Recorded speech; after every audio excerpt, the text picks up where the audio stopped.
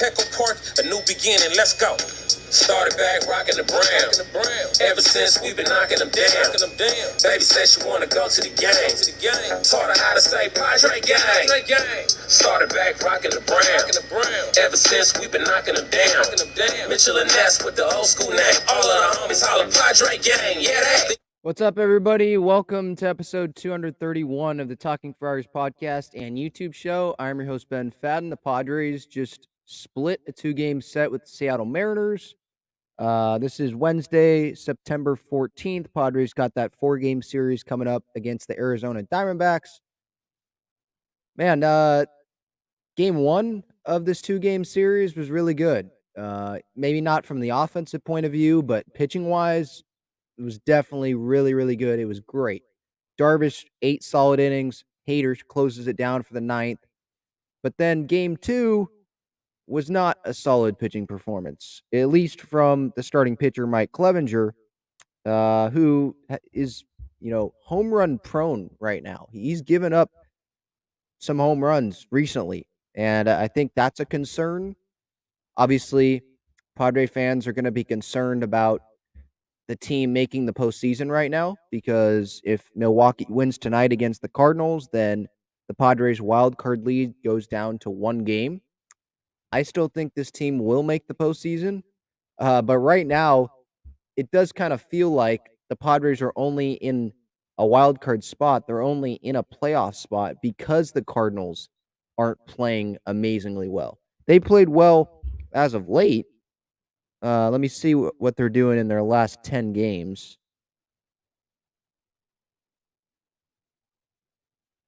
Last 10, they're 6-4. Padres are 4-6 in their last 10. So that's kind of where Milwaukee's been able to make up a little bit of ground there. But yeah, obviously Juan Soto, I'm just starting off here. We'll obviously go through Tuesday and today's games. Preview Arizona's series. Bob Melvin's made some interesting comments the other day. A lot to talk about. But I wanted to start off just obviously going through probably some of the concerns of this fan base, I would think. Let me know in the chat here live on YouTube if you're concerned as well about the starting pitching, because Joe Musgrove, I'm confident that he'll get back to who he was, but right now we have to just deal with what's happening right now. And right now, Joe Musgrove's not the guy that he was, heading into the All-Star break, right? Mike Clevenger, he's had some really good moments this year, and I know his last two starts entering today were against the Dodgers. I was expecting him to be better today than he was. Shamanaya, he's starting tomorrow. He looked good in that one inning that he threw against the Dodgers this past weekend at Petco. But what is he going to look like starting tomorrow against the D-backs? Obviously, he was pulled from the rotation, and they skipped him from the rotation because of how much he had struggled his last couple of starts. Getting pounded by the Dodgers and the Royals, just leaving meatballs over the middle of the plate. Just from Bob Melvin, probably from his point of view, just didn't feel like his arm was fully healthy, so they skipped him. So it's not a guarantee that Manaea bounces back and looks great tomorrow. I probably wouldn't expect him to look great tomorrow, to be honest. So with the rotation, who do we trust right now? Like, fully trust. I fully trust one guy right now, Darvish. And we obviously saw that on Tuesday. He showed that, going 8 innings. And some fans wanted him to complete that game. But after that, do you fully trust anyone else in the rotation right now? Blake Snell, do you fully trust him? I don't think so. He always seems to have that blow-up inning every few starts, every couple starts, or sometimes it's consecutive starts. He had a couple good starts, really solid starts, and then this last time had that bad 5th inning against the Dodgers on Saturday, right? Obviously, already talked about Clevenger and giving up a bunch of home runs. And Manaea, don't know what he's going to do, right? So right now, it feels like it's a one-guy rotation, like someone that you really, really trust. I know the postseason doesn't start right now, so that's the positive that I'm spinning out of this with the rotation is, hey, look, we got 3 weeks still to get more trust and in this rotation and the rest of the rotation. We got 3 more weeks for this rotation to get back into form, right? But you also have 3 more weeks to make the postseason. I'm saying we have 3 more weeks because I'm confident they will turn it around. Same thing with Soto and all that, and we're also running out of time with him as well, and the rest of the offense. It's not just Soto, as I talked about earlier this week on the podcast, and YouTube show. So the positive is they have some time, but also they gotta realize that, well, you need to start turning it on now because Milwaukee is gonna have an easier schedule down the stretch. I know right now they're playing a stretch of division winners, the Mets and the Yankees, and the Cardinals, playing the Cardinals right now. And so this is their tough stretch, but the Padres, they still have, games against the Dodgers coming up. The Giants games aren't easy usually. I know they swept them the last time, but usually they aren't that easy. So it's gonna be tough for them to make the postseason. There's time, but I did wanna start off this episode by stating the concerns. The starting pitching, I think, is a concern right now, at least for me, and the offense definitely is a concern. Um, After scoring 2 runs yesterday, and those 2 runs weren't really the Padres. I mean, Crony hustled on the ball JP Crawford was relaxed with, and then he scored on Myers' double. Julio Rodriguez made an error, got Nola to third before he scored on Soto's little, uh, nubber to the pitcher. So they weren't like clean Padres runs last night.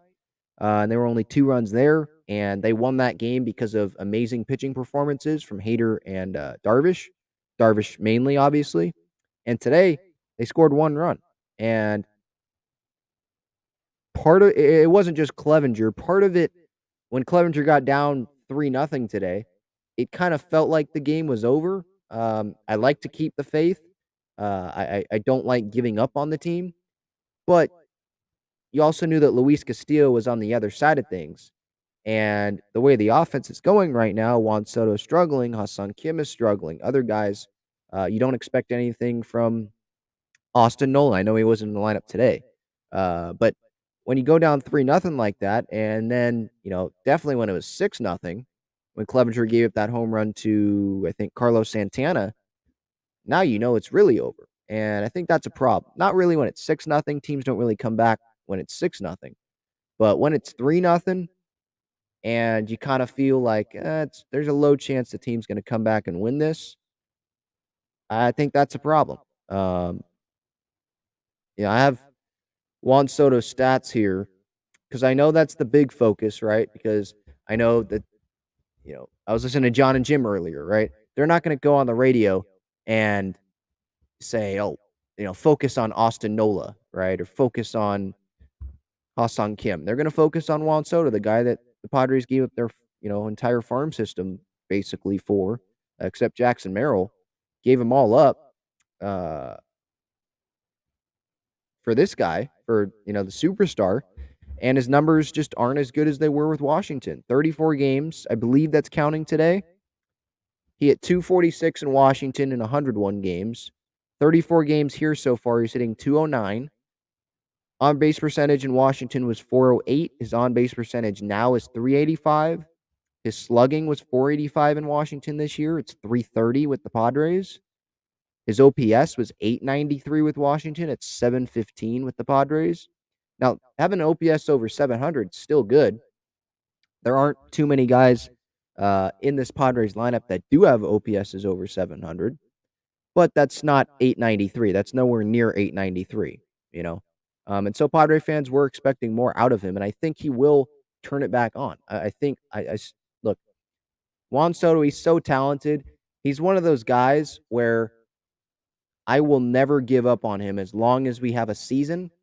As long as the Padres are in contention, I'm not going to give up on Juan Soto. I'm going to continue to say he's going to turn it around. He's going to turn it around. There's still 3 weeks left. But I probably said a week ago when he hadn't turned it on really yet, I probably said, "There's still 4 weeks to go. He'll turn it on. Just relax, just be patient." But days and days and another week has gone by, and it's still, kinda the same. I know he's walking, but he's not really hitting. The grounder that he had last night to the pitcher wasn't a good swing. Um, what did he do today? I know I'm not really blaming it. His first at bat, that was just a nasty pitch. Went 0 for 2 today, dropped his average to 236, struck out twice. But he did get on base twice. He walked twice. So look, I'm not gonna bash Juan Soto uh, for walking twice because like he is helping the team in that sense by getting on base. But at the same time, obviously fans, me included, were expecting more power out of him. More doubles, stuff like that. And again, I think he's going to turn it on, but he just hasn't right now. I went over going into the Seattle series, right? Ha-Sung Kim was hitting 156 this month. In the Seattle series, he went 0 for 4 today and then went 0 for 3 yesterday, 0 for 7 in the Seattle series. I think he has like a 0 for 16 at least slump right now at the plate. So, and he's been hitting leadoff some games, so there's multiple guys that need to step it up. Again, it's not just Soto. You'd like other guys to step it up, and hopefully they can get Brandon Drury back for Arizona. But is that going to totally change everything? I don't think so. You know, um, one guy in the lineup, I don't think changes everything. So it's going to have to be multiple guys. But those are the two main concerns for me. Obviously, the starting pitching beyond Darvish. I'm not like concerned with like Musgrove specifically or like Snell. Um, I'm more worried about like, can we have, if this makes sense? Let me know if this makes sense. I'm more worried about if we can have a consistent rotation the rest of the year. Like, if one guy's off, okay, but I don't think we can have Clevenger, Snell, Musgrove all off at the same time, or add in Manaea in there. I don't know if we can do that if we want to make the postseason. That's because when your starting pitching gets you down 3-0 in games, Juan Soto's not clicking. You have Luis Castillo on the other side of things, like happened today. You're not winning that game. It's really hard. So things from both sides are going to have to turn around. Let me know your thoughts. We're going to get into today's game. Padres lost 6-1. Get into yesterday's game. Padres won 2-0. Preview Arizona series. Talk about some Bob Melvin comments. This poll that Fox Sports put out yesterday that made me laugh. And the best moment from today did not come on the field for the Padres. I'll talk about that. So let me get to some comments here before getting to these only two games in the Seattle series. So let's see. Starting off with with Greg. I combined Clevenger and Greg. My bad. So Greg says Clevenger's given up too many bombs. Is he running out of gas since he didn't pitch last year? That's definitely a viable question, a concern. If you want to, I don't know if that's an excuse, but a reason maybe for some of Clevenger's struggles. I definitely think that that's valid. I don't really know. Like, I'm not a doctor or anything, obviously, so I don't know what the side effects or the long-term effects of Tommy John are. Um, what I will maybe it has to do with velocity and the innings and not being used to throwing that many innings for a couple years. What I would say with the whole Tommy John stuff, though, I don't think the surgery and as the innings go on, I don't think that should affect the location of his pitches. That's what I'm more concerned about. Um, he's not locating well. You look at the home run that he gave up today. First was the first pitch, I think. Yeah, to Julio Rodriguez. Wrong game. Hang on. First pitch to Julio Rodriguez. Let me look at this pitch location one more time. Alfaro wanted it down and away, and it ended up being down and in. Kind of middle in, actually. So that's not hitting a spot. Eugenio Suarez, the home run he gave up to him, same inning. Alfaro kind of wanted it down and away a little bit, and it ended up being up and away. Those little things. That's big, obviously, when you're in the big leagues, right? These hitters, they know what they're doing here. They're very good hitters, obviously. You want to let's look at the Carlos Santana home run. You can't make these mistakes. The third one that Carlos Santana hit, he pretty much hit his spot, but it was still like the spot was still over the middle of the plate. Like it was, was it a changeup? I think it was. It looked like a changeup. It was a pitch over the middle of the plate, middle out that Santana pulled, 88 miles an hour. So it's not like it was gas or anything. Didn't have a ton of movement on the pitch. So it was more the first two home runs that he gave up where he was missing his spots, missing in location. So that's my main concern. And I don't know if Tommy John has I don't think it should have an effect on a guy's ability to locate his pitches. Sky says stranding lots of base runners once again. Yeah. Today, excuse me, today, the team was 1 for 8 with runners in scoring position, left 9 guys on base. So, yeah. Yeah, you'd like the offense to get clicking. Multiple guys have to start clicking.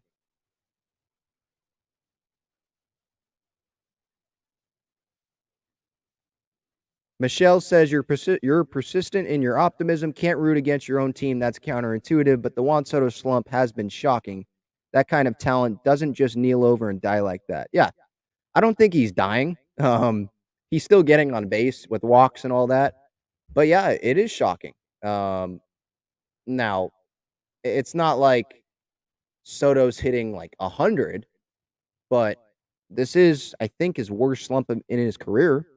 And it's just weird that whenever guys come to San Diego, it feels like they go into a slump. I know this was free agency, and obviously this was the wrong move from Fowler and Preller for bringing in Hosmer, right? He was this all-star with Kansas City, and he sucked with the Padres. Pretty much stole money from the Padres. Adam Frazier last year before the deadline comes in hitting over 300 and doesn't really produce. They don't really have a spot for him. Part of that probably was the front office's fault as well. There's a lot of guys. You know, they bring in obviously Austin Nola in 2020. He's produced somewhat. I think he was pretty good in 2020, but he doesn't have any power or anything, and he's been hurt last year, right? He started a good chunk of the time last year with a knee injury to start off the season. Or was it this year or last year? I don't know. This year's been long. But he hasn't been healthy all the time. I know it's catching position. You're not going to be healthy all the time, but he's been a disappointment, especially when you give up an all-star, Ty France. He wasn't an all-star at the time, but now he's been. You give up Andres Munoz, who was throwing 100 today in the 9th inning to close out the game against the Padres. Taylor Trammell, he could come off the bench right now. He was coming off the bench for the Mariners. You can go down the line of guys that come here. Josh Bell, what was he, 1 for 30 at some point when he came here? In the middle of probably the first month with the Padres, 1 for 30 at one point. So yeah, it's I don't know. Seems like when guys go to the Dodgers, they're like amazing to start off, right? That doesn't seem like it happens with the Padres. You go look at the Dodgers, Trace Thompson. They obviously have a lot of their success stories as well long term. Chris Taylor, Justin Turner, Max Muncy, guys like that. But I'm talking like short term guys that are probably they were like lost. Trace Thompson, Joey Gallo, they got off to hot starts with the Dodgers. That doesn't really seem like that happens with the Padres.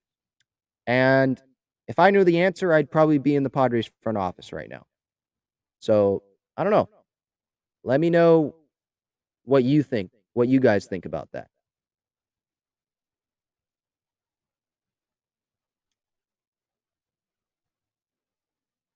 Yeah, Randy here says, I keep thinking about 2015 and all those stars that came in and nothing, remember? That's a little different, though, because Matt Kemp out of his prime. Justin Upton, was he in his prime still? I don't know how much we were supposed to be expecting from Melvin Upton Jr. BJ Upton, I think, is what he's switched back to now. I mean, Derek Norris, that guy just wasn't a good clubhouse guy. It seems like Will Middlebrooks was probably a little overrated. Here, you're getting Juan Soto. Like, Juan Soto doesn't compare at all to anyone they got in 2015. James Shields is another one, obviously, but we got Toddy from that. So I tend to just forget about what James Shields did. But yeah, Soto, he's totally on a different level than anyone they got in 2015. Soto is a Hall of Famer compared to Ted Williams. This guy's in the middle of his prime. This is a guy you do give up. Gore, Abrams, Hassel, Wood, Susanna, Voit. You give them all up for him. And he hasn't produced to the level that he probably expected coming to the Padres. So, yeah, I guess you could think of 2015 as well. But I don't think this compares to 2015. Michelle says the hitting coach, quality of hitting coach perhaps might need a change. No. They've gone through a million hitting coaches in the last decade. That doesn't do anything. I'm sure most people here, if they saw Michael Bradar walking on the sidewalk, they wouldn't be able to know who that is. They wouldn't be able to identify him. No, it's the players. The players need to be better. Scapegoating doesn't do anything. I don't think it's the coaching staff. It's the players. They need to be better. And you hope that it starts against Arizona. Let's talk about today's game. Obviously, we kind of talked about it a little bit. Clevenger struggled, gave up those 3 home runs. Started off bottom of the first, giving up those 2 home runs. It feels like you're defeated already with this offense. And obviously, missed location. I'm a little concerned about Clevenger right now, as I talked about a little earlier. Will I be concerned about him next time out? Who would he be facing? St. Louis, I think, when they come back home. Maybe I won't be concerned then, because maybe he has a good start and he can hit his spots. But until he, refines that location, or not refine the location, once he can find the location again of some of his pitches, I'm going to be concerned about him. Same thing with Musgrove as well. It's a lot about location, I think, with those two. Obviously, we'll see what Manaea can do tomorrow. But yeah, not a good start from Clev today. No runs allowed by the bullpens. Not a surprise. The bullpen's been really good. Steven Wilson, no runs. Pierce Johnson, no runs. Tim Hill, no runs. They all pitched an inning. And we already talked about the offense. 1 for 8 runners in scoring position. I want to check. I want to see, because I've talked about Soto, obviously. I don't want to crap on Manny, if I don't have to, because he's been carrying this team. And even if his stats haven't been great the last 10 days or whatever, I still don't want to crap on him. So it's almost like I don't want to look at the stats the last 10 days. I think it's been good.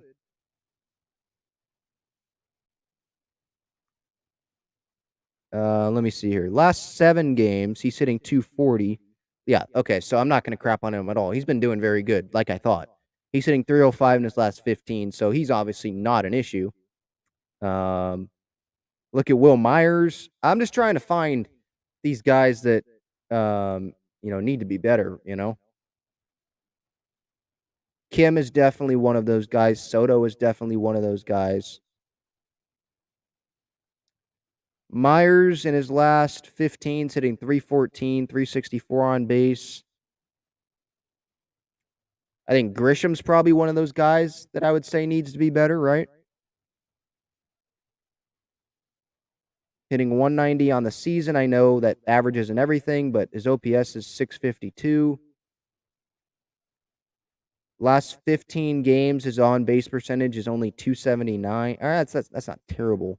Last 7 games, though, it's 208. His average is 136 over the last 7 games. So you'd like him to be better. But again, see, I'm just pointing out multiple guys that I think need to be better in this lineup, along with the starting pitching. as well. So yeah, disappointing. Not a ton to talk about in this game, just because it felt like it was over, kind of after that first inning. When Clev gives up those 2 home runs, it's like, oh, hot start, all right. And then you just go down through the innings. They don't score until the 7th, so 6-0 at one point. But I mean, I don't want to totally bash the offense from this series because I do recognize that they faced Logan Gilbert and Luis Castillo. I mean, these 2 guys have been great this year. So I don't want to say, oh man, this offense is freaking garbage and we're not making the postseason. Like, I'm not going to go there right now. There's still 3 weeks to go, as I talked about a little bit earlier. But getting back to the offense, it's more of a trend. I think that's why I'm bringing it up. It's not just this series, right? This series I don't really think should be like the, the primary focus because it was Gilbert Castillo. You got to tip your cap to especially Castillo today. I mean, I think it was that 2-seamer that he threw to Soto in the first inning. You can go look that up at Talking Friars on Twitter. Absolutely nasty. So they face tough pitching. But people in the chat here will probably, or someone listening on the podcast or whatever, you're probably thinking in your head, well, Ben, if they make the postseason, they're going to be facing tough pitching as well. So they're going to have to start hitting tough pitching anyway. So maybe you should start doing it now. And that's a valid point as well. But it also is a valid point to point out that they had the 2 better starters in this series. I know they had Padres had Darvish yesterday, but Castillo obviously is the better starter over Clevenger, at least right now. So they had that advantage. And then obviously they hit home runs today. Padres didn't. So Padres lost 6-1. Frustrating. They got on through some walks. Juan Soto walked. Crony singled off Castillo. Profar singled off Castillo. I think Myers singled off Castillo. There was a hit by pitch in there. But I don't think they had an extra base hit.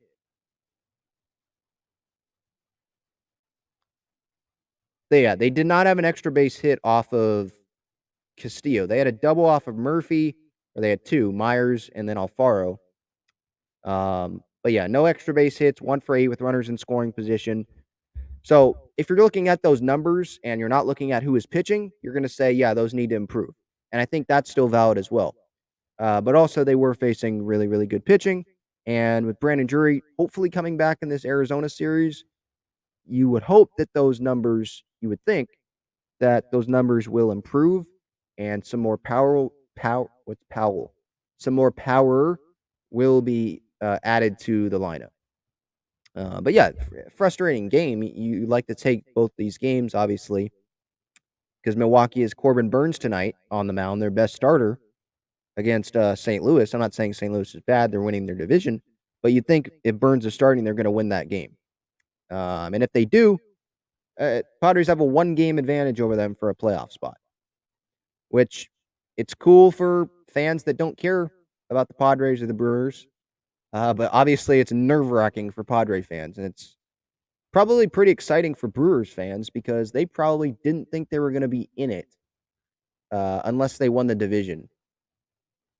So we'll see what happens in Arizona. Talking about Tuesday's game, obviously that game was a much better game to watch pitching-wise. Offensively, they were 0 for 7 with runners in scoring position. Left 11 guys on base, but again, Logan Gilbert, he's been great this year, most of this year, and that's another tough pitching matchup. But props to the Padres for getting him out of there in the 5th inning. Gilbert did walk 3 guys. Obviously, the story though is Yu Darvish in this game, the one starting pitcher I fully trust, 100%. 100% trust Yu Darvish. That's the guy right now. Easily game 1 wildcard series. life on the line. Darvish is the guy starting right now. Could change 3 weeks from now. You could add Musgrove and Snell into that conversation at the end of these 3 weeks. All that matters, I guess, as long as they get in, who is pitching great, who is on their game as they go into the wild card series, schedule wise, what that looks like. But the guy I trust right now, it's Darvish. 8 innings last night, 2 hits only, didn't walk anyone, was great inside the strike zone, 7 punch outs. Obviously didn't give up any home runs because he gave up no runs. Some thought he should have completed the game, or at least Bomel should have given him the shot to go complete the game. I was fine with Josh Hader going and pitching the ninth. One, Darvish already did his job. 8 innings, probably wanted 7 out of him. He gave you 8. Didn't give up any runs, didn't walk anyone. And then 2, you get to have Josh Hader in there. You picked up an extra run in, what was that, the 9th inning? Picked up an extra run there. So you have an extra run of insurance, or 1 run of insurance. It was 2-0. You can bring Hader in, and you give him more confidence, and he's back. That's what it looks like. So Darvish got the job. He did his job, and you give Hader more confidence when he comes in and absolutely battles his tail off against Ty France in that final at-bat. Strikes out Haggerty for the first out.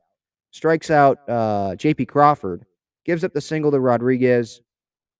But then that 10-pitch at-bat to Ty France. I mean, I thought he was going to continue to go to the fastball. He did a lot in that at-bat. It was majority fastballs, and he was hitting a lot of his spots, which was very encouraging. I have a breakdown on that here on this YouTube channel if you want to check that out after this episode. But yeah, he pulled out his changeup. I didn't know that he had a changeup, really. Maybe I knew that, but it was really fastball slider. And then he throws up the changeup there, and it's just absolutely nasty. I mean, imagine if he can find that slider, because a couple of those sliders to France almost hit France. But if he has those fastballs hitting his spots like he was up and in, that's hard to make great contact with. You saw France, he was on it, but he was fouling him back, fouling him off to the right. He couldn't barrel one. So if he has that, he has the changeup low in the zone like that. He has the slider. If he can throw it for strikes, backdoor pitch, holy cow, Josh Hader is back. If that happens, he could be the best reliever in baseball. That's who the Padres traded for. So we talk about this bullpen. I'm confident in this bullpen right now. I think it's a strength of this ball club. You have Josh Hader pitching like this and finding all of his pitches. I mean, that is the clear strength of this ball club now. And you need those big relievers come postseason time. It comes down to pitching. And if they have this bullpen going and you have 3 weeks to fix this starting pitching, if that's going well, then they have a chance. You would think that Soto is going to be hitting better come that time, right? Again, this is if they make the postseason. But if all those things are happening, you would think the offense is going to be a little bit better. They have a chance to go as long as they want to. I know the Dodgers probably won't beat them, but regardless of who they face in the wild card series, they can beat them. If they face the Mets or the Braves, whoever they would face in the NLDS, they could beat them. Again, if they have that strong bullpen, they have that strong rotation, and if the bullpen can, or not the bullpen, excuse me, the lineup, if the lineup as a whole can collectively start to find it, this team's still dangerous. So I'm optimistic about that. And obviously Tuesday was great for Darvish. It was great for Hader, obviously confidence-wise. I'm so happy, or I was so happy to see Hader watching that, to see Hader get that save, because he was rightfully so. He was booed, that National Series at Petco really heavily, throwing the ball past Josh Bell into right field, giving up the home run to Joey Meneses, a guy that's never hit a home run in the big leagues before, just not being able to consistently throw strikes. The night before, walking, was it Nelson Cruz, I think, with the bases loaded to bring in the go-ahead run or game-tying run, whatever it was, I forget. um, giving up a liner to left that Wilcott, sack fly, scored a run. I remember all this. Like, obviously, the Kansas City outing was brutal. He deserved to get booed. He just wasn't performing. His mechanics were off. But I'm so glad that he's found it because this is a huge piece for this Padres team going forward for the rest of the season. If you can rely on Nick Martinez, Josh Hader, and pretty much the rest of this bullpen, other than Stammen maybe, then just get a lead. Get a lead, and you're going to feel confident winning games the rest of the way, I think. So, you had some positives from this series, had some negatives, obviously. Clevenger was a negative. The offense was a negative, but again, it's more of a negative because it's the trend that's continuing. It's not a negative like this series only, if that makes sense. Because Logan Gilbert and Luis Castillo were really good. Those are elite pitching. I'd like, obviously, we wouldn't be able to get a hit. I know they're professionals, but college players, us, we wouldn't be able to get a hit. We wouldn't be able to touch what Luis Castillo was throwing today. And so Soto's slumping, and then you add in what Castillo's throwing. That's hard. And so I'm just hoping the offense can find a groove. I know I'm kind of rambling here, but it's kind of just that same message, consistent message. You hope that the offense finds their way consistently. You think that Soto's going to because it's almost like he has to just because of everything they gave up and the expectations, and it's Juan Soto. So you just believe that he's going to find it. There's still 3 weeks left there. And there's also 3 weeks still for Snell and Musgrove. Specifically them, Clevenger as well. But Musgrove and Snell, they'd be the 2 and 3 game starters, I would think, in a wild card series. You have time for them to find it location-wise, and Snell to not have those blow-up innings. So I'm trying to take positives from some of this series, All right, I'm going to check the chat here, and then I'll talk about preview the Arizona series a little bit, the Bob Melvin comments that I thought were a little interesting, the Fox Sports poll that was put out, that was ridiculous. And then, yes, Jeffrey already requested it about the grasshopper thing today. Yeah, I will talk about that as well. We need something to smile about. Okay. Sorry, I'm scrolling up here. Got to find where I ended off with the chat.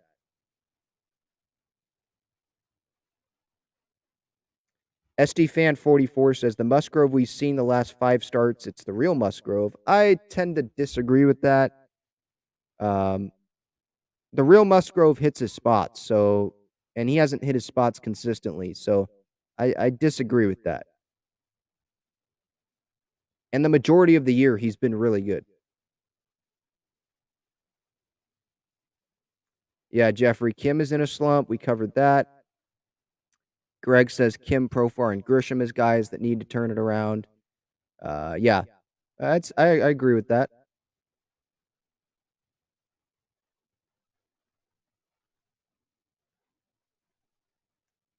Lakum says, I think we need Brandon Drury to boost our lineup. He will be a boost. Yeah, hopefully they get him back for Arizona.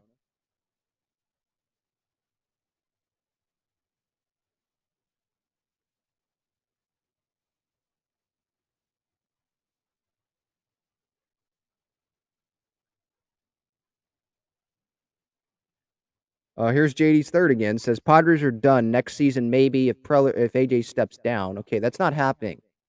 AJ is under a contract extension.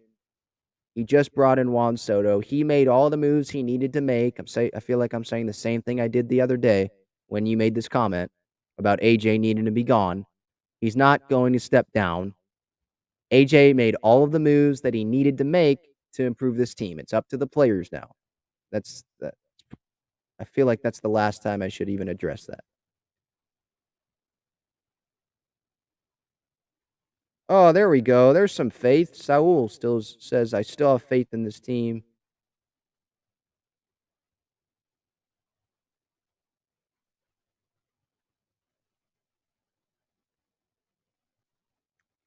JD's third says, Ben will never tell the truth about this team. Look at last season. That's funny. Because I thought I just went on for like 20 minutes talking about how it's a concern about their starting rotation in the lineup. So, okay. Look at last season thing, it's a totally different team, dude. Did last season have Juan Soto on the team? Did We don't have Jake Arrieta in the rotation, okay? And I know you can be like, I'm concerned about the rotation as a whole, but they actually have, like, guys that can do it at the big league level and aren't about to retire. They have those guys in the rotation. They have a better bullpen right now. They don't have Emilio Pagan on their team right now, okay? They have Josh Hader finding it. They have weapons in that bullpen. They have guys that have shown they can produce. You know, their big additions at the trade deadline this year, it wasn't Adam Frazier with no power. I know Soto doesn't he's not really showing that he has the power right now, but we know that Juan Soto is different than Adam Frazier. So I'm going to continue being optimistic about what they did at the trade deadline, this team being different from last year, because I do believe it is different from last year. All right, previewing the Arizona series here real quick. We got the pitching matchups. Tomorrow it's going to be Shamanaya. Don't know who's pitching for Arizona. Friday's Blake Snell against Mad Bum. Saturday is Musgrove against Zach Gallen. Zach Gallen, that's going to be hard, I would think, to win that game. He's on a huge scoreless streak right now. I don't know if he gave up a run his last start against Colorado, but he's been on a huge scoreless streak, so that's going to be rough. Sunday, I believe, is going to be Darvish against Ryan Nelson. Ryan Nelson, I think that was that Monday day game. Diamondbacks were here. Pitched really well against us. That was when Matt Beatty was in the lineup. So there's some tough guys there. Padres usually do really well against Mad Bum. Friday seems like a game they could be able to win, should be able to win. I think Sunday, that's a game you should win with Darvish on the mound. Every game with Darvish on the mound going forward, unless Darvish like struggles, that's a game you should win. So you would think that they should at least split. But right now, you got to set higher expectations than that, I think, for this team. Taking 3 out of 4 is against the Diamondbacks. I think that's what you got to do here. Diamondbacks 66 and 75 right now. They were just playing the Dodgers. They play the Dodgers tonight. So there will either be 67 win team or 70 or still a 66 win team, 76 loss team when they play the Padres at Chase Field tomorrow.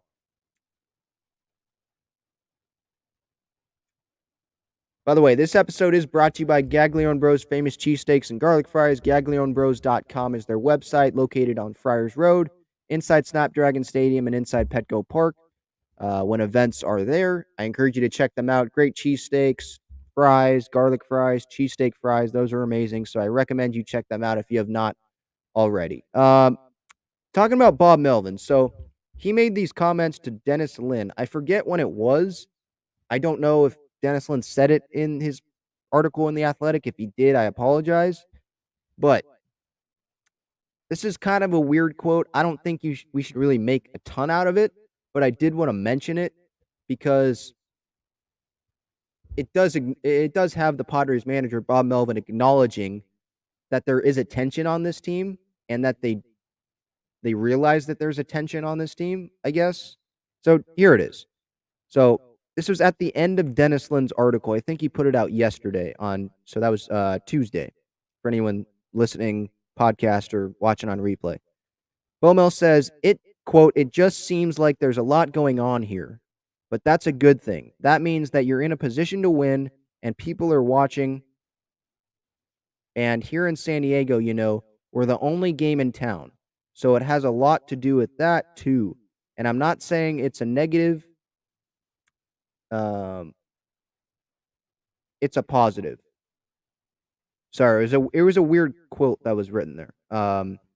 So he's saying that he's acknowledging there's a lot going on, like there's a lot of attention in San Diego. And obviously this is a playoff team, but if you go to other markets, if a team's in the playoffs, like you go to New York and the Yankees, there's attention on them. You go to the New York with the Mets, there's attention on them. There's attention on every playoff team. I know that there's varying degrees of it because Like Milwaukee, they're probably focused on the Packers because the NFL is bigger than Major League Baseball. That brings in bigger ratings and all of that. But there's still attention on Milwaukee. There's still pressure, I would think, on Milwaukee a little bit. But with the Padres, yeah, I understand that that's, the Padres, they have the most pressure on them in town, obviously, because they're the big professional team of the 4 leagues. The Padres are the only San Diego Big Four team we have. Um, and so, yeah, there's a lot of attention on the Padres. He's right about that. But I thought it was kind of weird that he said, but that's a good thing. That means you're in a position to win. And then again later in the quote, he says, uh, being the only game in town, I'm not saying it's a negative, it's a positive. So him like almost it felt like, and again, I wasn't there to hear his tone or anything, but he was pretty much saying, yeah, there's a lot of attention on on us, and kind of probably in his head, he's like, yeah, I haven't felt that in Oakland ever, usually, because they're focused on the Warriors or the Niners or whatever, or the Raiders when they were in Oakland. So I haven't, you know, been used to that with all this attention on my team. So I've had to get used to that. Um, but then he's like, okay, this might be turning into a bad thing. So now I got to shift it and say, oh, no, no, no, no. I'm not saying it's a negative. It's a positive. Don't worry. I'm not saying it's a negative. That was kind of weird to me. I don't know what else to say other than that. Like, it just felt weird to me that um, he brought that up about a lot going on here and how much attention is on the team. For me, it was kind of like a no duh. Like, yeah, this team's in the postseason if the season ended today. They're fighting for a playoff spot. Uh, they acquired one of the best players, one of the best hitters ever before the trade deadline. Your team did. Your GM did. So yeah, there's gonna be pressure on the team. Are you not expecting that? I don't know. I still trust Bomel. Obviously, this has nothing to do with like me trusting Bomel or Bomel being a great manager. I just thought it was a weird quote reading it. I don't know if Dennis Lynn asked him specifically about the pressure on the Padres being in San Diego and being a winning team and all that, but like I thought that was weird that he was it's almost like he was like surprised by how much attention the Padres got. Maybe that's when he just got here and he was like, "Oh wow, there's a lot of attention." I don't think that should have been surprising. Um, again, I there's nothing really to make of it. I don't know how much I want to say or how much I should say more about that. Like, I don't know. That's just my thoughts on it. I just thought it was weird, the comment. It just seems like there's going a lot going on here, but that's a good thing. That means that you're in a position to win and people are watching. And here in San Diego, only game in town, so it has a lot to do with that too. And I'm not saying it's a negative, it's a positive. I don't know. It was weird. Okay. Moving on to the Fox Sports MLB poll. Holy cow. So yesterday, they tweeted out this graphic, this poll. And it's on their Twitter, I think, Fox Sports MLB. Maybe they took it down because of how bad it was. I don't know. But they asked which closer has the best walkout song of all time. Their options were Mariano Rivera, as you probably would expect, Enter Sandman, John Smoltz, who probably people don't even remember as a reliever. He's a starter in the Hall of Fame, but they have him in there because it is a song. It's not the closer himself. But one of them was John Smoltz for Dancing Queen, Edwin Diaz for Narco. I like that, actually, to be honest. And Eric Gagne, Welcome to the Jungle, who feels like every reliever has that. That's like the default reliever song. Okay. So I'm fine with Enter Sandman. I guess I'm fine with Welcome to the Jungle. I'm fine with Narco. The Timmy Trumpets thing with Edwin Diaz. I think that's actually really cool what they do with the Mets.